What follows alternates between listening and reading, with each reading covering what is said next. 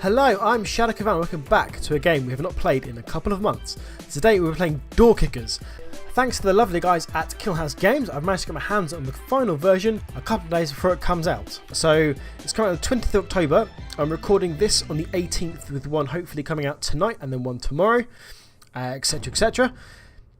Yeah, so this is the fun of the game. So what I'll be doing for this is playing the campaign mode, which we'll look at in just a moment. There's three campaigns here. There's A Hard Day's Work, Drug Bust, and The Cell. To unlock these, your squad needs to be at level 6, which is just up here. So I've played a few of the single missions. I played the first 8 of them. Just to remind myself how to play the game, so I've not played in a little while. And just to get the XP. So you don't need to play too much to unlock the campaign, but you do need to unlock it. Speaking of this, there are 76 levels in the game now, which I think there was 60 something, 72 before, something like that. So there are more single missions as well, and there's also a mission generator, which random map size, random opposition strength, and other options, no visual intel, and you can also have your seed down here in case you want to get someone else, and you can generate a house or a kill house, which is up to you which one you want to do. I've played one of these maps briefly. I did have a quick look at it, and it did generate a funny looking map, I tell you. There was like a N-shaped building with a big gap in the middle and a couple of doors on the side that led to nowhere, which is a bit interesting. But I've not really too much of a deep look at it, so it probably does generate some better maps. But obviously the maps that these guys are crafted for the official missions will always be better than the mission generator. But the mission generator will give you more replayability, which is pretty cool, and make the game last longer. So before we jump into the campaign, which we will do in just a moment, first we'll go have a quick look at the roster. So when you first start the game, Point Man is the only class that is unlocked. You do have to unlock Assaulter, which is at level 2 or something like that. I can't quite remember. But there's Breacher at level 12, Stealth at level 16, and Shield at level 8. Along with this, there are several new weapons. From here, there are a couple of science pistols. You've got the P226 SD pistol and the, where is it gone? The HK45 SD. So a couple of science pistols that weren't in the game before, and there might be the VP9 might be a new pistol. And also, so I haven't actually got my hands on the patch notes yet, so these are just new things I have noticed myself. There are probably lots of new things I haven't noticed, but when the final game does come out, I will do a quick overview out of the brand new stuff in it. But let's go on to armor. So new armor down here is the Raider vest. I don't believe was in the beta. And that gives you front and side, rear armour, but no side armour. And what else have we got? We've got, so utility patches, a flashbang, stingers, a breaching charge, lockpick machine, and taser. I don't believe the lockpick machine was in the beta. I think this is a new addition. Either that or I've just never used it before, but I'm pretty sure it's new. And support gear, we've got the spy cam, which you had before, the dynamic hammer, which you had before, you can use to smash in doors. We have two new bits of kit, which are pretty cool. So we've got the bolt cutter, which allows you to cut down padlocks and open fence gates. Pretty cool. And the breaching kit, which is, it does actually take quite a lot of your mobility off though. The breaching kit gives access to both the dynamic hammer and the bolt cutter. So that's pretty cool. So there's that. I think that is all. Obviously, we've got Assaulter. I don't think there's any new weapons for Assaulter, although I could be wrong. There might be one new weapon in there. Maybe the MPX .40 SMG. I think that might be new. I don't recognise that from before.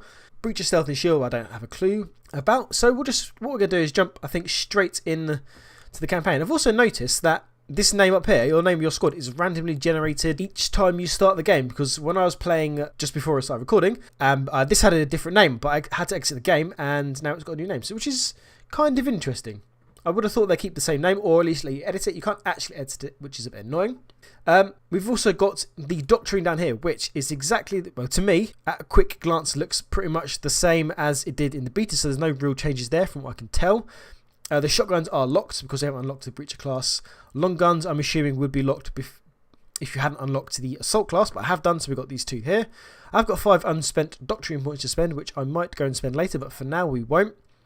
What we're going to do is jump straight to the campaign and we'll play A Hard Day's Work. So before we do this, you've got 3 campaigns. So A Hard Day's Work is easy and short length. Drugs Bust is medium and long, and The Cell is hard and long. So we'll just play through them all. We're going to start with The Hard Day's Work. Ordinary down the force, small but deadly, jobs all across Nowhere City. Stick together, keep your wits up, and get everyone home in one piece. So, and also there is actually an Iron Man mode. So Iron Man mode doubles XP and higher reward. The missions cannot be restarted.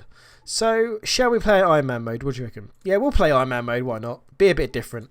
Let's start, shall we? So, looks like we've got 1, 2, 3, 4, 5, 6 missions. The first is a missing person search, 2125 Milford Heights. So, let's jump straight in, shall we? So, hostage rescue. And they also have some new loading screen artwork, which is pretty cool. And the game does load very quickly. So, let's customise our troops before we start.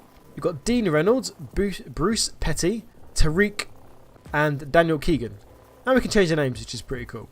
So, and they've got call signs: a Hatchet Man, no call sign at all, and his call sign is Decruit, which is the name you'll see above their head. So what do we want? So I have unlocked, all I've unlocked so far is the 1911 pistol. I was kind of torn between the 1911, which has a smaller mag size but has amazing stopping power and amazing fire rate, and the HK45, which has a slower fire rate, still the same stopping power as 1911 plus, is actually a bit more accurate. And it also has a bigger magazine, but I'm going to go with the 1911 for now. We might change it up a bit later on. Oh, what did I change that for? So I think we'll go with 4-point men for now. So let's jump straight in, shall we? So it's a tiny little map. It's the very first of the easy campaign. So we'll just deploy straight away. Ah, this is interesting. So this grating door is actually padlocked. So I might not be able to get through this because I haven't got the bolt cutters with me. So that should be very interesting. But before that, we'll just, I guess, jump straight in. And I need to smash this door in as well. So really the lead guy or someone with the either dynamic hammer or the other big pack that has them both in it would be pretty handy. But we don't have him, so we can't really do much about it. For now, that looks good to me. We'll jump straight in. So he's going to bust the door open with a crowbar. We could use a dynamic hammer if you had one, but never mind. And they're all kind of stacking up and stuck. So one of our guys did get injured. Wow, there's a lot of blood in here. Ah, there's a dead body in the tub as well. Do you see these maps do look pretty cool actually? So change this guy around here. Take this guy. This guy can come this way. These two can approach here. This guy can come down here as well for now. And there we go. So we've done the level already. There's only a couple of bad guys in here.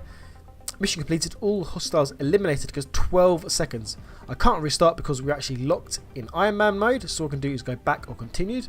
What we'll do is have a quick look at the overall stats.